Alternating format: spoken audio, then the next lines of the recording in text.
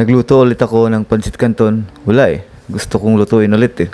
Sino ba naman kayo para pigilan yung gusto ko? Wala. Malamang hahaba talaga buhay ko nito. Medyo challenging lang din mamalengke kasi medyo maulan yung panahon. Pero goods pa din. Ulan lang naman yan eh, gutom tayo. Nung nakaraan wala yung squid balls at kikiam niluluto ko ngayon. Medyo nag-upgrade tayo. Sakto lang din ay may dadaanan ako. Kayo, ano bang food trip nyo ngayon na medyo maginaw yung panahon? Yung niluto ko ay sakto siguro sa mga 4 to 5 person. Ganun. Hindi ko pala inubos yung karne dyan kasi sobrang dami din eh. Dapat practical tayo. Pwede pang pangsahog sa mga gulay-gulay yun. Plano ko kasi magluto ng gulay bukas pero di ko pa sure kung anong lulutuin ko. Para makatipid, yung ginamit ko na gulay yung mix na ba.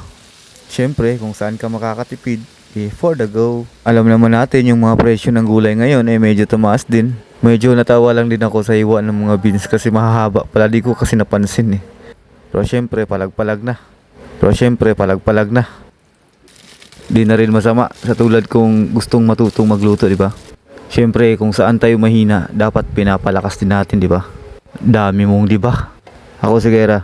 Welcome sa Takot Magutom serye. Tara, kain!